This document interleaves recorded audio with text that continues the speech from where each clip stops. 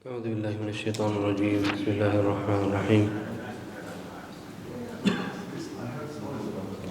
وأن ليس للإنسان إلا ما سعى وأن سعيه سوف يرى ثم يجزاه الجزاء الأوفى وأن إلى ربك المنتهى وأنه هو أضحك وأبكى وأنه هو أمات وأحيا وأنه خلق الزوجين الذكر والأنثى من نطفة إذا تمنى وأن عليه النشأة الأخرى وأنه هو أغنى وأقنى وأنه هو رب الشعرى وأنه أهلك عادا الأولى وثمود فما أبقى.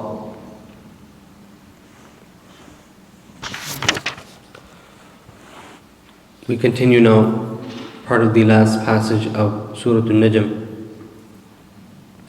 and the entire surah had given us points to think about related to the idea of there being no intermediaries, and that Allah Ta'ala does not need, and nor does the insan need, an intermediary between him and Allah to worship Allah. And this is tawheed, to recognize and realize that Allah Ta'ala does everything and to rely on Him. And so the last ayat that we stopped at was regarding وَإِبْرَاهِيمَ الَّذِي وَفَّى أَلَّا تَزِرُ وَازِرَةٌ وِزْرَ أُخْرَى, that at the end of Ibrahim, he who proved ever true to his Lord's word, that no laden soul shall carry the load of another. So Ibrahim alayhi salatu wasalam loved tawheed, and he disliked the shirk of his people. And Ibrahim alayhi salatu wasalam was not affected by the shirk of his people. He did not carry the burden of his people. Even his own father was an idolater. However, every person carries their own burden on the day of resurrection. أَلَّا تَزِرُ وَازِرَةٌ وِزْرَ أُخْرَى. No laden soul shall carry the load of another. No person carries the burden of another person. On the day of resurrection, everyone will be responsible in their own capacity. Everyone will be responsible to themselves. وَأَن لَيْسَ لِلْإِنسَانِ إِلَّا مَا سَعَى. And there is nothing for a person except that for which he thrives. So in the dunya and in the hereafter, a person doesn't get anything except if it's because they make effort for it. When they make effort for it, then the insan, believer or disbeliever, Allah will give them. If they are disbelievers, what they are given is limited to the dunya. If they are believers, then what they are given will transcend this dunya into the hereafter. And the stronger a believer is, perhaps the more they're tested in this world, and the more that their blessings are granted to them in the hereafter. وَأَن لَيْسَ لِلْإِنسَانِ إِلَّا مَا سَعَى. And every person is responsible and will only see what they did for themselves. And so in Islam, you have the age of adulthood, which may start at a very young age compared to other, any legal system. And the oldest that a person will be before they're responsible is 15. So after 15, they're responsible just like anyone above that age. And what they do will benefit them or harm them as it would for anyone above that age. So, وَأَن لَيْسَ لِلْإِنسَانِ إِلَّا مَا سَعَى. That they will get what they struggle and they strive for. And everyone will be responsible for what they did. Everyone will be rewarded for the good they did. You will not be rewarded for the good of other people. You will not be punished for the sin of other people. and nor will anyone else be punished because of you or rewarded because of you. وَأَنَّ سَعْيَهُ سَوْفَ يُرَى, and that indeed his striving shall be seen in the hereafter. وَأَنَّ سَعْيَهُ سَوْفَ يُرَى, and that indeed his striving shall be seen. Any effort that you made, and what effort you made towards, that will appear before you, that will be shown to you, and you will see it. What is it that you struggle for? What is it that you strive for? What is it that you did? What were your intentions behind those things? The difference between dunya and the hereafter is that in dunya, the intentions are hidden, and in the hereafter, the intentions are everything. So the effort you made is all based on the intentions.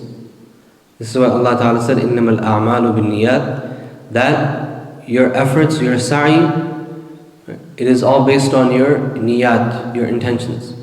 In this world, people may act in different ways, and the intentions may be unclear, and things may go in certain ways, and it may pass in this dunya, but it doesn't pass in the hereafter, because the effort will be shown. What was the effort made towards? Why was it made? What was the planning made towards? Why was it made? وَأَنَّ سَعْيَهُ سَوْفَ يُرَى, it will appear what the intentions were. The intentions behind the efforts will also appear. And the intentions will be made the primary source of a person's reward or punishment. This is why Rasulullah ﷺ said that when a person makes an intention, and it's a sincere intention, then a reward is already written. A reward is already written, because the intention is valued. When Imam Ghazali rahimahullah was asked, why is it that when a person does good in dunya, he is rewarded with eternal bliss in Jannah, but the good that he did in this world is temporary, right? Because the good we do is temporary. It's 60 years maybe, 70 years maybe. But when a person does evil, and that's temporary evil, then they're punished with eternal punishment. So temporary actions, but eternal rewards and eternal punishments.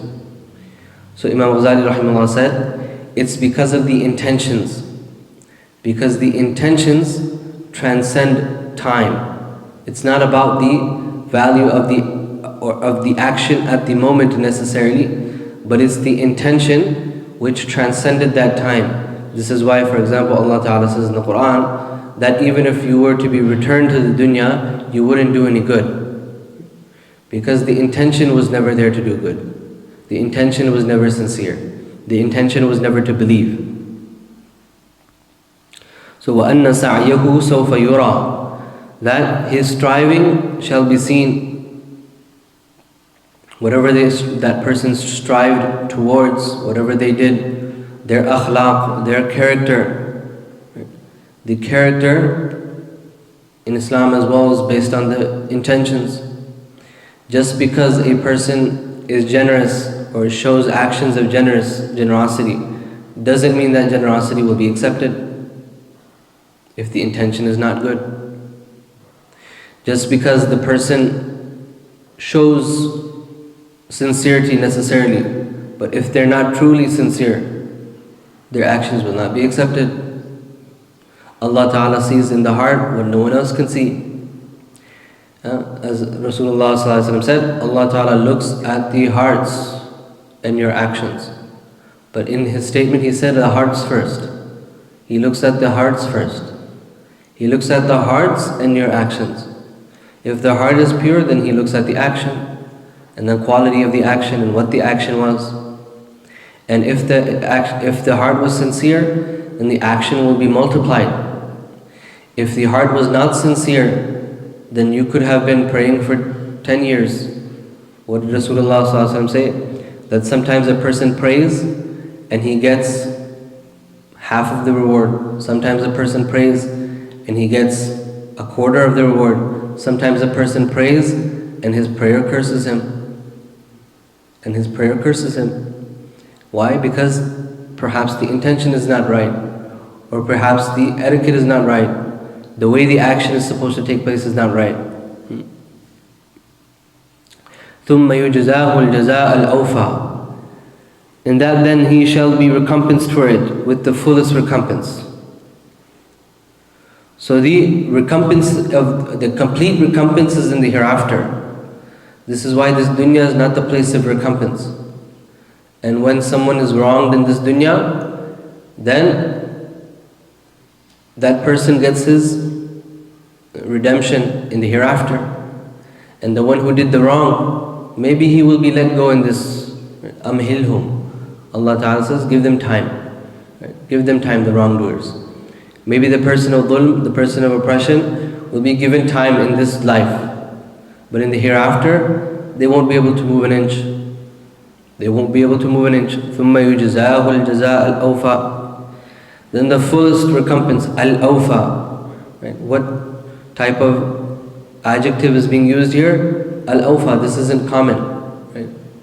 This is on the sighat al-tafdeel. This is when you want to say that the greatest. Right? So the most fullest recompense. Right? The most full and appropriate recompense will be given. Right? Either good if they are good, or either bad if they are bad. وَأَنَّ إِلَىٰ رَبِّكَ الْمُنْتَهَى. And that to your Lord is the ultimate end. Another surah, إِلَىٰ رَبِّكَ مُنْتَهَاهَا. وَأَنَّ إِلَىٰ رَبِّكَ الْمُنْتَهَى. The matter of qarar, the matter of the decision, and the matter of the end of everything, right? The last say. وَأَنَّ إِلَىٰ رَبِّكَ الْمُنْتَهَى. Who gets the last say? Who gets the last word? Allah gets the last word. No one else. Allah gets the last word. وَأَنَّ إِلَىٰ رَبِّكَ الْمُنْتَهَى. Al-muntaha means the end, the ultimate end. The last say, the last word, ultimate end belongs to Allah. He will decide, He will see, He will do. Then the passage goes back to Tawheed and understanding that Allah Ta'ala does everything and no one besides Him can do. وَأَنَّهُ هُوَ أَضْحَكَ وَأَبْكَى. And that He indeed, it is He who causes laughter and weeping. It is He who causes laughter and weeping. So, even the most, we would think, which would be the most primal things to us, and that we control them. Right? The reality is that Allah Ta'ala is the one who allows those things to happen. Even in our behavior, even in our emotions. أَنَّهُ هُوَ أَضْحَكَ وَأَبْكَى. He is the one who causes laughter and who causes weeping. This can mean also that the occurrences which allow for a person to laugh and be joyful in this life or in the hereafter. Because there are people who laugh in this life but cry in the hereafter. And there are people who cry in this life but they laugh in the hereafter. So that also goes back to reward and punishment. That Allah Ta'ala, He causes the occurrence for a person to either be happy or either to be very sad and regretful. وَأَنَّهُ هُوَ أَضْحَكَ وَأَبْكَى. He is the one who causes the laughter and the weeping. This is the Tawheed of Ibrahim ﷺ, which is why Ibrahim ﷺ was mentioned earlier as well. Ibrahim alladhi waffa. Ibrahim who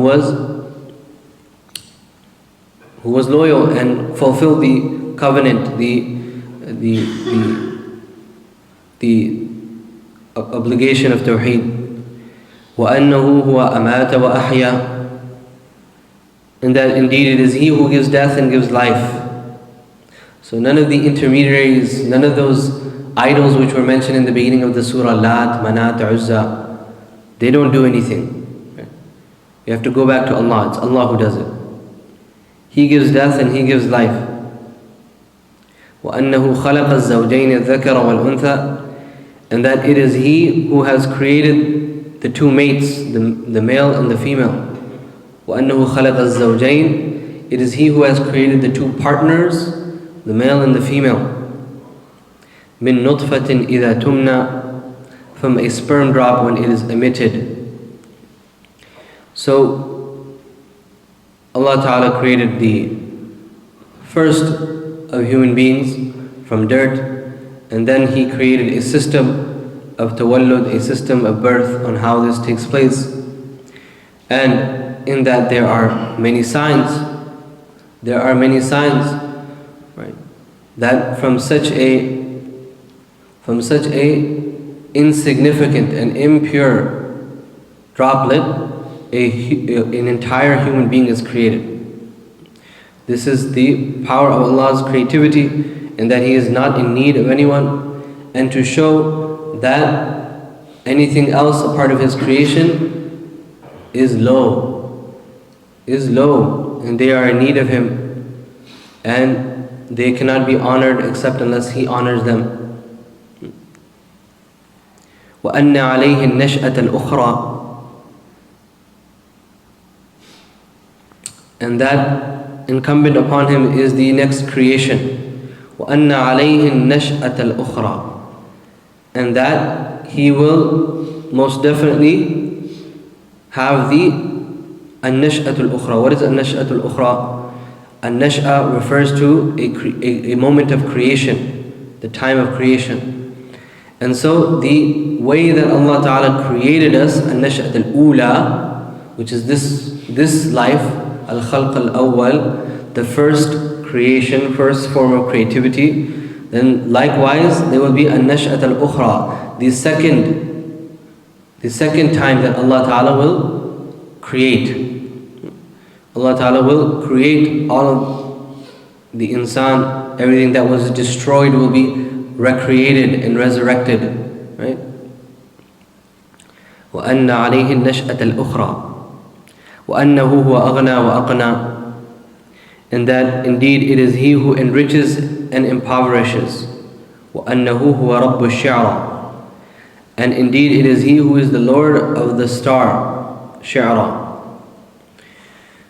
Why is Allah Ta'ala mentioning this? The Shi'ra was the star that the mushrikun would turn towards when they wanted independence and wealth. So if they wanted independence, they would turn to this star. Allah Ta'ala is the Lord of the star. He enriches, He impoverishes. He grants and He takes away. He grants and He deprives. وَأَنَّهُ أَهْلَكَ عَادًا الْأُولَى, and it is He who destroyed the first people of the mighty Aad. Why are they called Aad al-Ula? Because Aad and Thamud are two related generations. Right? So the Thamud come from the Aad, and so they're also considered. The Thamud are considered the second, the second Aad. So the Aad and the Thamud, they are ancient people whom Allah Ta'ala created, granted them great economies, great systems, great societies, and they flourished. But their atrocities and their shirk caused them to be destroyed. And they were great people, they were very, very powerful people. And this is Allah Ta'ala saying that, and it'll come later on in the surah, that do you not believe something like this to happen? That who you deem to be the superpowers of today, tomorrow they can be dust, tomorrow they can be nothing. وَثَمُودَ فَمَا أَبْقَى, and the people of Thamud, thus He spared none. Allah didn't spare anyone. فَمَا أَبْقَى, Allah Ta'ala didn't spare anyone. Don't you? He's the one who did that. وَقَوْمَ نُوحٍ مِّن قَبْلِ, and the people of Nuh even before them.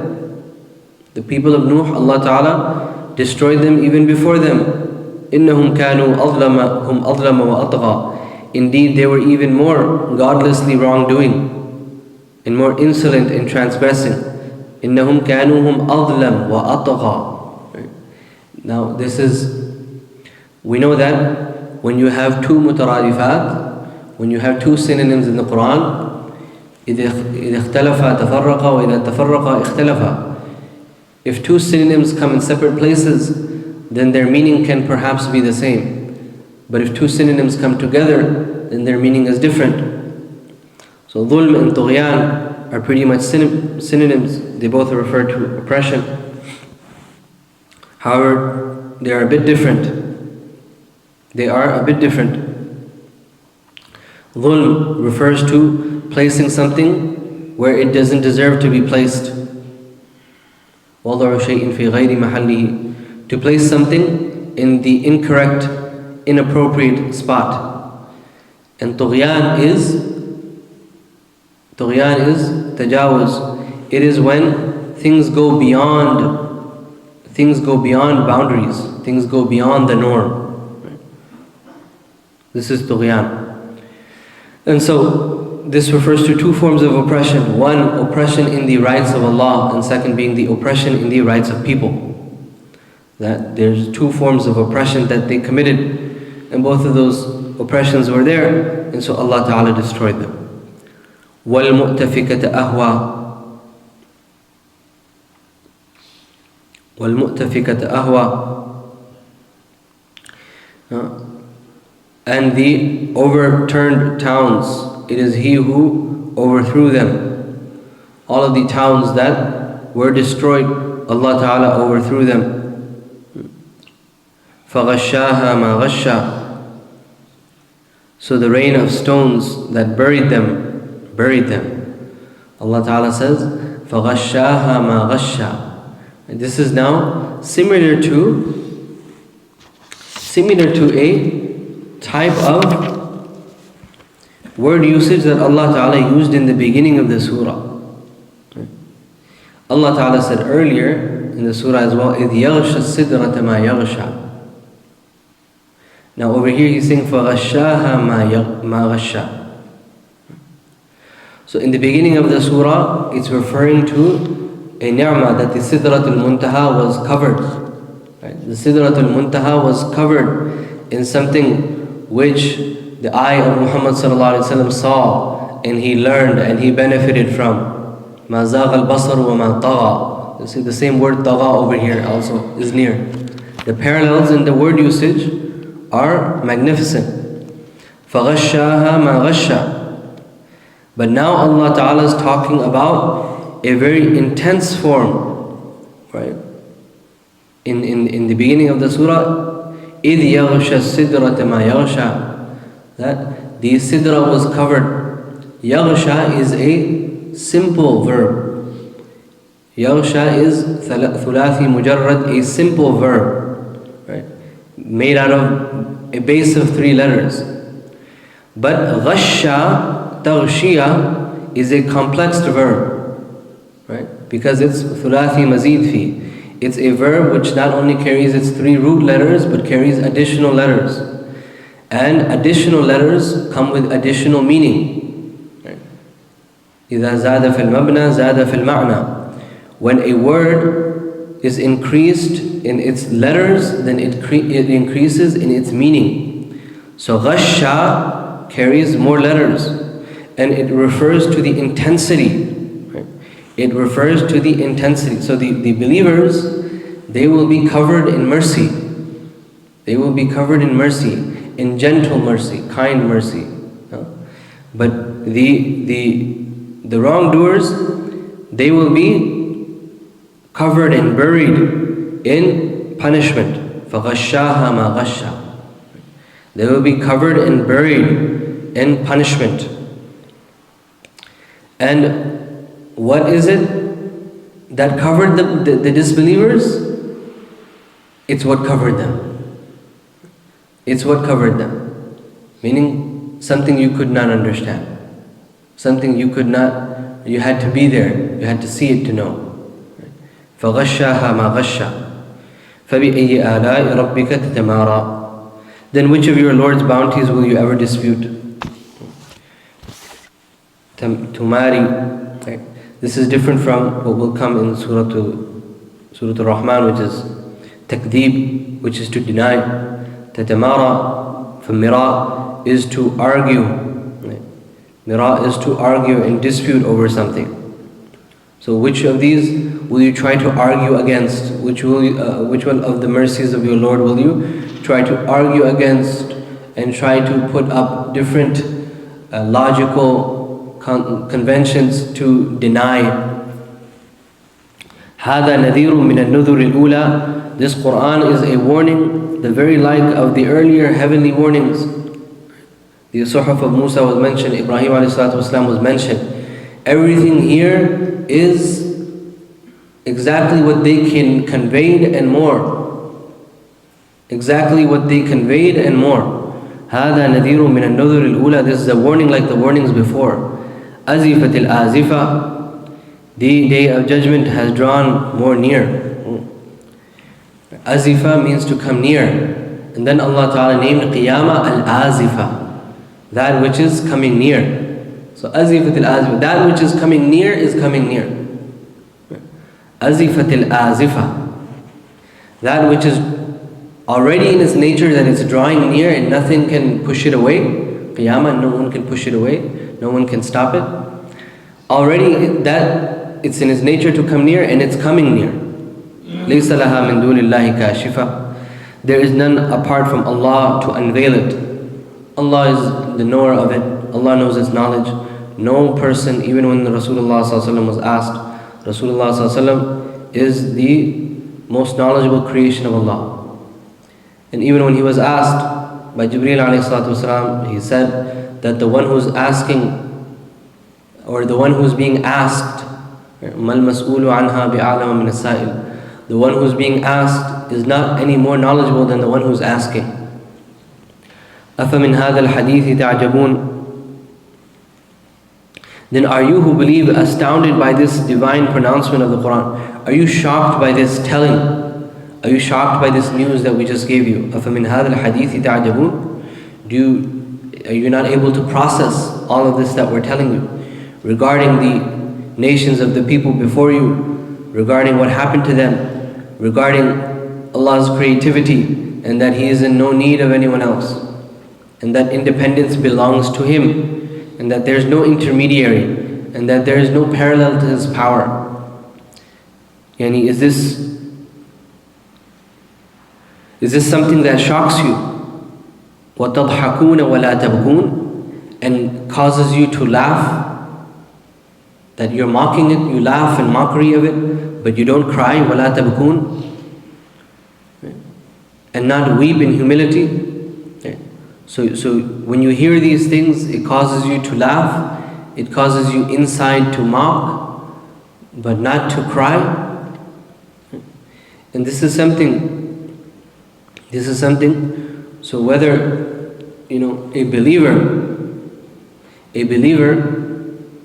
a disbeliever may mock these things, clearly. A disbeliever may mock these things. A Muslim at least will regard these stories. But the question is that how truly is his heart accepting when he hears about the nations of the past? How truly does he believe in those things? How much does his action show that he believes in these things? Or does his heart think, well, it happened. Maybe it happened, maybe it didn't. Where does the heart stand? That's what speaks. Yaqeen is in the heart. So if these stories are not causing you to cry at some point, but rather they're causing a sort of mockery in your heart. وَأَنْتُمْ سَامِدُونَ, while you are utterly oblivious. You are oblivious of everything that happened. فَاسْجُدُوا لِلَّهِ وَاعْبُدُوا, henceforth shall you bow your faces down to Allah and worship Him alone. This ayah is a sajda, so please perform sajda. Please perform sajda when you can. So Allah Ta'ala ends the surah by saying you must prostrate. So the only way to go beyond all of these all of these tests and all of these things is to lower yourself to the Almighty. You must lower yourself to Him.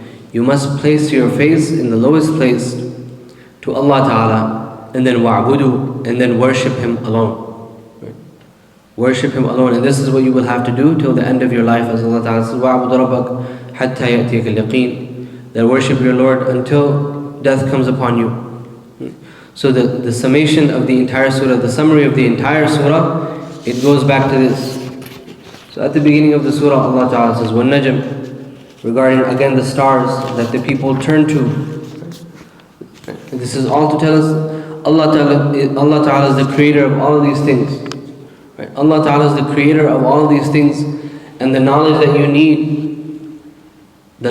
need has been sent to you through wahi, through Rasulullah Sallallahu Alaihi Wasallam, and through the Anbiya alayhim salatu wasalam before him. And all of the different oppressions that the people, the insan will become busy in after, the forms of shirk, that oppression, right, which is the dhulmun azim, a great oppression, that those are just chosen by people. Those are social conventions created by the people. And the only true thing which came from Allah Ta'ala is Tawheed. That is the only true thing which is from Allah Ta'ala. And that you have to return to Allah Ta'ala, because He is the one who does everything and no one can do besides Him. And the hereafter was discussed. The hereafter was discussed regarding the reward and punishment of a person depending on how they act in this life. And the end of that being, the end of the stories of this dunya and everything being, that if you want to be protected from the way the people were punished in the past, if you want to be protected in this life and the hereafter, then you must go into sujood. You must submit yourself to Allah. Sujood is the ultimate form of submission. So you must submit yourself to Allah. You must submit yourself and humble yourself to Allah Azza wa Jal. And this is in His decree, in His taqdeer, in whatever He decides in this world, and in your worship. In your worship, when you worship Allah Ta'ala 5 times a day, that you must do so. And with that we conclude with Surah An-Najm. We ask Allah Ta'ala that He grant us understanding this, forgive us for any shortcomings in our attempt to understand His perfect word. وآخر دعوانا أن الحمد لله رب العالمين. صدق الله العظيم. سبحان الله بحمده. سبحانك اللهم وبحمدك. نشهد أن لا إله إلا أنت. نستغفرك اللهم ونتوب إليك. جزاكم الله خيرا. إن شاء الله you can